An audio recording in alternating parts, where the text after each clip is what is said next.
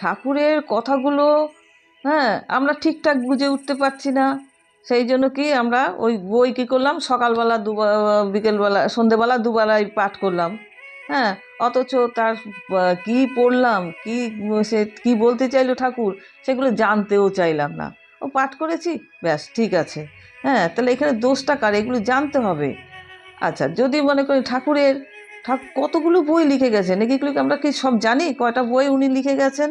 বা জানার চেষ্টা করেছি যে না, উনি যতগুলো বই লিখে গেছেন আমরা একটার পর একটা পড়ে এবং আমাদের নিজের মধ্যে কিন্তু আমরা সেই মতো করে আমরা সেটাকে ব্যবহার করার চেষ্টা করব। আমরা তো কিছুই করছি না। তাহলে কি এইগুলো কি ঠাকুরের উপর ছেড়ে দিলে চলবে? সেগুলো তো আমাদেরই দোষ যে ঠাকুরের বই সম্বন্ধে আমাদের অভিজ্ঞতা নেই। কটা বই সেটাই জানতে পারলাম না। তারপর তার বই পড়ে তারপরে তার বইয়ের ব্যাখ্যা করা, মানে ব্যাখ্যা করা, সে তো থাক দূরের কথা। তবুও কি আছে, তবু না, কোনো কিছু কোনো রকমভাবে যদি আমরা এর থেকে যদি আমরা কোনো রকম যে একটু পড়াশোনা করলাম বা একটু পড়লাম, দুবেলা পড়লাম, পড়েই ভাবলাম যে না, আমরা ঠাকুরের কথা, না গুরুর কথা আমরা শুনেছি, তাহলে কেন আমরা গুরু ঠাকুরের অস্তিত্বকে জানতে পারবো না? হ্যাঁ, এইসব মনের মধ্যে আসবে।